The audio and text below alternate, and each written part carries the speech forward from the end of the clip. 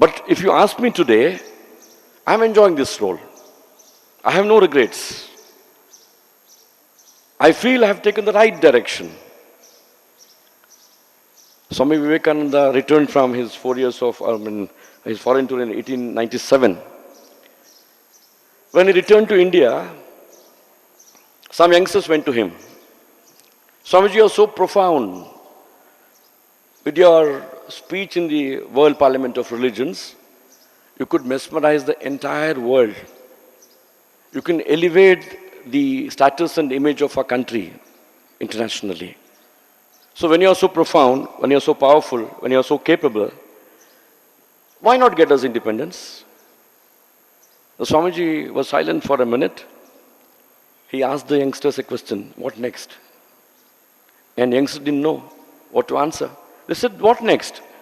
We have been struggling and fighting to throw away the Britishers from our country. If you get us independence, fine, it's the end of it.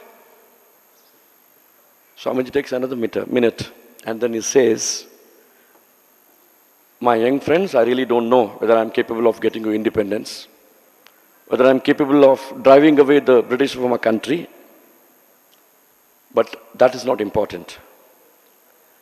What is most important, according to Swamiji, is we need to have men of character. When we have men of character in this country, he says, independence is incidental, it will happen automatically. But after 68 years, if you look back, what has happened to us? What has happened to our country? Why political system is not attracting the bright and the brilliant? Why this country doesn't recognize merit in its true sense? Why the desire of the Constitution? The Constitution said, Article 370, only for 10 years. The Constitution said, reservation policy in this country, only for 10 years. There are many such things in the Constitution which we have not been able to practically implement in this country. For the sake of coming back to power year after year, we have been compromising on all fronts. So it is most important that if this country has to progress, somewhere down the line, we have to bring in professionalism into two important pillars of a constitution. Professionalized politics and professionalized governance. The judiciary and the political system, the legislature, can work with the brain and heart. The judiciary and the political system, the legislature, can work with brain and heart. But it is the executive which has to work with brain, heart, and hands. Since we don't have a very strong political leadership in our country during the past 30 years especially, somewhere down the line, the executive is stepping into the role of legislature, and at times the quasi-judicial role that they play, also they are trespassing into the role of the judiciary. It is only because we don't have professionalism brought into our system. I'm given only 10 minutes and I have decided to interact with the students later in the afternoon. Let me not take away the time from others. People are talking of young people getting into politics. Sir, I feel I'm still 16. I have been adding years of experience and wisdom. Some gray hair and the age doesn't mean that you're not young. You can be as young as you want to be. Why I'm saying this is, when you mentioned about the future of the country is in the hands of young people. When I was young, I was also thinking like that. I started my career as a school people leader when I was in the 7th standard. I became the literary secretary when I was in the 10th standard. I was in charge of cultural club in my matriculation. I left my town, small town, and went to Dharwad to do my BSc Agriculture. In the 3rd year, I was the general secretary of the hostel. And the final year, I was the president of the college union. Then I joined armed forces. Came back, went back to my village, started a cooperative milk society, started a youth movement, got involved in a lot of temple activity, social mobilization and all that. And then for my livelihood, I joined a corporate, a similar institution which manages some 30-odd colleges with some 18,000 students with us. Then, because I was part of an educational institution, I was forced to contest the university, senate, syndicate and finance committee elections. Mind you, till then, I never thought of politics as a career. I never thought of politics as a career. When this particular role was offered to me, again I took about a month to decide and get into politics. Looking at you sitting there, I was trying to contemplate, why did I take so long to decide to come into politics? A role which I'm enjoying now. So I was feeling a little jealous. I was envying you. At the right age, you have taken the right step in the right direction. So let me take this opportunity to congratulate you for this wonderful decision. But I have a small suggestion.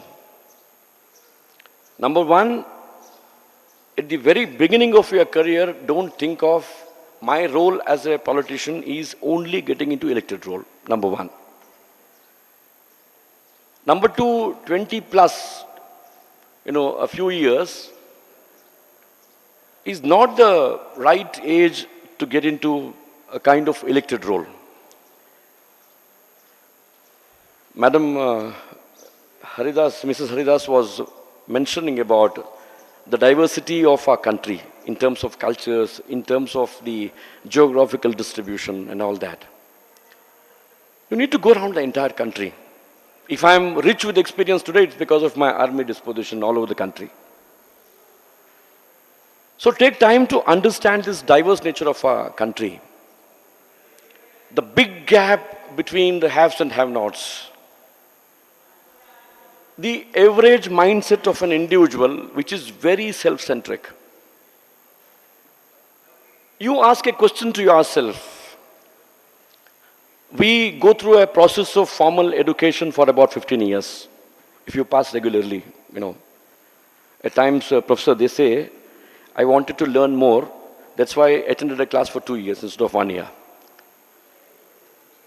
Now, after 15 years of formal education, if you ask a question to yourself today, have I become socially conscientious? My conscience has been sensitized towards social issues? Have I been sensitized about the nature around me? Why Honorable Prime Minister should stand in front of the nation on the ramparts of Red Fort and give a clarion call for Swachh Bharat? If I was conscious about it, if all of us were conscious about our country, about our nature, about the surroundings around us, why after 68 years we should talk in terms of sensitizing the nation towards cleanliness around us? Have we been sensitized about the moral values that we should reflect in our personality?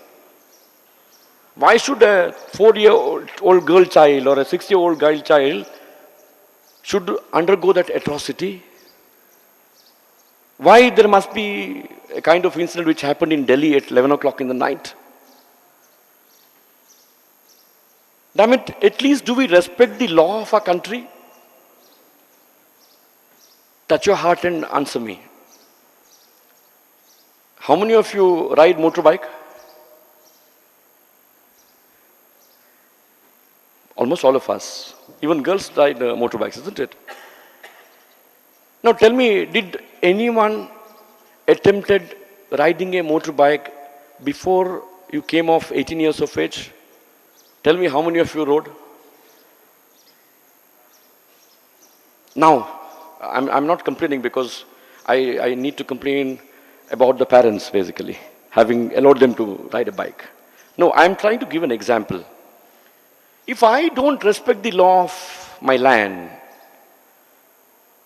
if I don't see a policeman, my helmet doesn't come on my head, it's on the petrol tank of a bike. If there is no policeman, I jump the red signal. Small examples I'm giving. I said the good, the bad, and the ugly. It's in all walks of life. Today, all of us, especially the media, are targeting the political system as a doormat. And we also create an image of the political system as something which is rotten. But the same good, the bad, and the ugly, it's a true reflection in all walks of society. I'll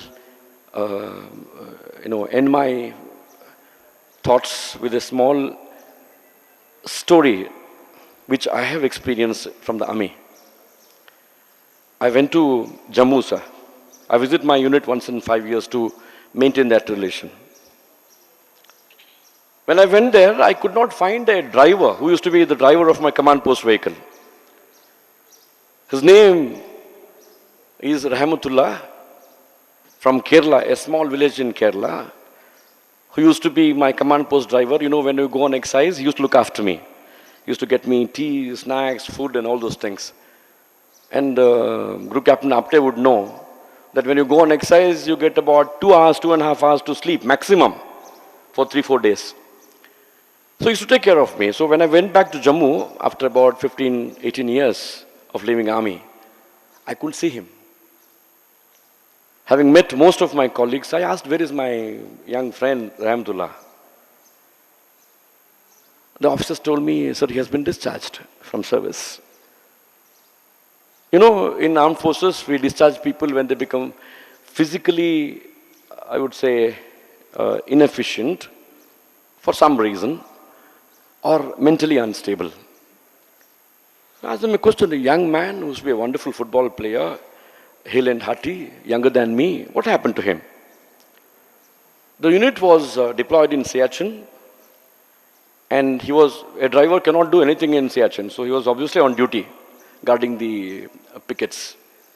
Night, there is a snow avalanche.